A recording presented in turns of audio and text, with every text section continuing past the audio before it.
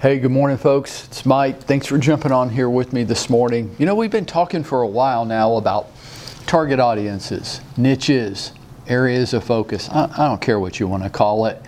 It's just important. It's critical. It's not that all your business has to come from there. It's just the main highway of your business. And all productive agents have at least one defined target audience or niche. I always did. It was something I kind of did by accident. I didn't have anybody nagging me like I'm nagging you. Thank God I did. I always had my thing going on, right? And it doesn't matter what your thing is. You know, I think there are dozens and dozens and dozens of different paths to success in this business. There's not one. Because Bob Clarkson calls for sale by owners and expired listings, doesn't mean you should. Maybe you shouldn't. Maybe you should never do that, not one time. Leanne Maxwell has done pretty well in this business. Rip has done pretty well in this business. I don't think, to my knowledge, either one of them's ever made a single, what you might call, cold call, right? It's just not who they are. But they still seem to have done okay. What do you think? One of the big misnomers in this business is that because somebody did this, that's what everybody should do. And I just couldn't disagree with that more. It's not what everybody should do. What should you do? Well, that question gets answered lots of different ways. Okay? We've talked about this. I used myself as an example on Monday. It could be, like with Bob, it could be something that you're willing to do that other people aren't willing to do. And not only are you willing to do it, you're willing to get good at it. It could be that. It could be, let's call it the fabric of your life. And I'm going to give you an example or two today of, like I've told you guys many times, I think last year I generated over 13 million in sales volume out of my golf club. And folks, I don't list and sell anymore. I'm not even trying. But that's a large group of people that I'm intimately connected with, I have top of mind awareness with, and apparently I've built some credibility with over time. And so when they have a real estate need arise in their life, it's very common for somebody just to walk over to me and start a conversation to see if I could help them. I didn't get salesy with them.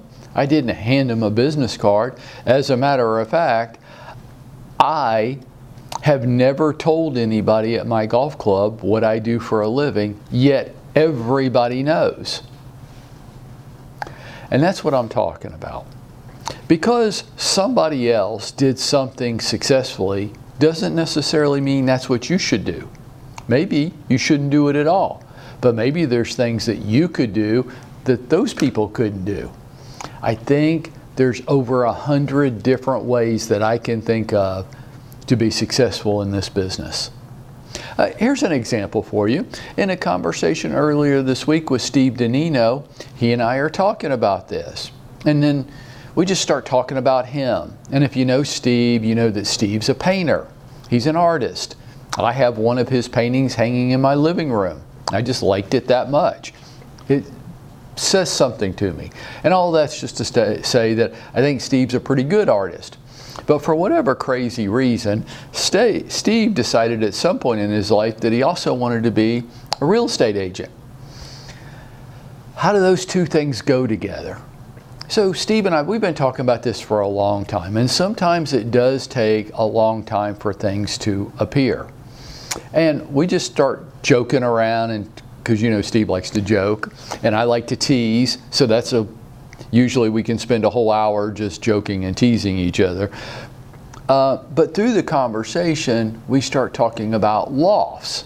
And I'm asking him, why do artists always seem to live in a loft? Like whenever I'm watching a movie, why does the artist, the character in the movie, always lived in like a warehouse loft in New York City? Why is that?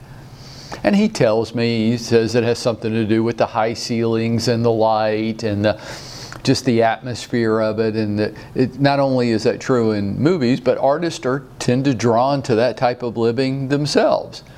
He goes, as a matter of fact, I live in a loft. I'm like, Steve, do you hear what we're saying here? Do you hear what Steve and I are saying to each other? I'm like, so lofts are a type of real estate. You know what? One of the great pieces of advice that I got in my career was watch what everybody else is doing and go the exact opposite direction. If for no other reason, just to differentiate yourself. Don't do what everybody else is doing. Steve, I can't think of any real estate agent that I'm aware of in Atlanta, Georgia that's specializing in lofts. And by the way, you're very active and participatory in the art community in Atlanta. He goes, yeah, I teach a lot of classes. I go to a lot of things. It's my life. That's what I do. That's my thing. I'm like, right. And it makes all the sense in the world that an artist lives in a loft and then an artist who's also a real estate agent specializes in loft living in Atlanta. That's your thing. And you can see the light bulb come on in his head. He's like, that's right. And then there's energy and excitement for it. Why? Because he likes it. Because it is who he is. It's not who I am. It's not who Bob is. It's not who Rip is. It's not who Leanne is. It's not who you are. It's who Steve is. And because it's part of the fabric of his life and it goes with his passion and his skill, and it just fits together like a hand in a glove, it makes all the sense in the world. Steve, why couldn't you be the leading expert on loft living in Atlanta? And then the natural question that would flow for that is, yeah, okay, but how do I do that? So I sat down this morning and I was just jotting down some notes. And Steve, I hope you're listening this morning, because just consider this an expanded coaching session. And those of you that aren't meeting with me, though I've got 4 or 5 empty spots on my calendar this week, breaks my heart, because we like to discover this about you and to see sessions go left blank.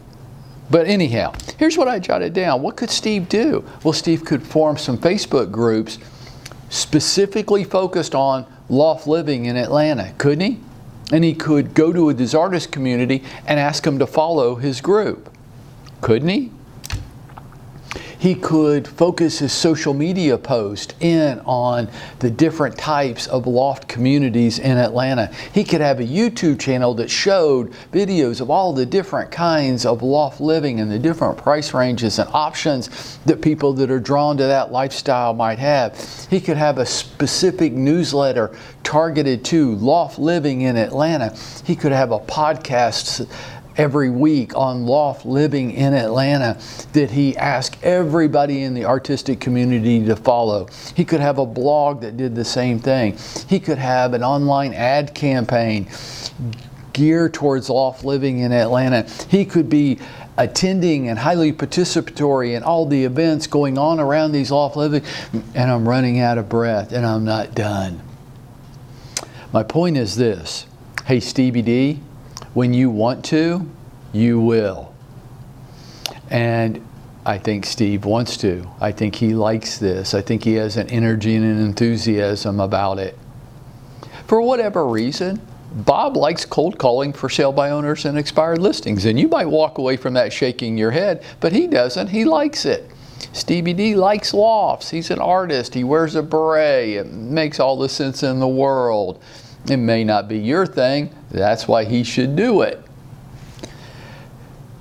When you want to, you will. Folks, there's a path to success for everybody in this industry. If you haven't found your path yet, don't give up on yourself. Come talk to me. Let's find where your passion is, what you could be the best in Atlanta at. And I know I just ended that sentence in a preposition, but come on. Where is your passion? What, like Steve, what could you be the best at? What just makes sense for you? And that's where your path to success lies. Don't let my coaching sessions go left blank. Come on. Come on. And let's get out there and make it happen for ourselves today.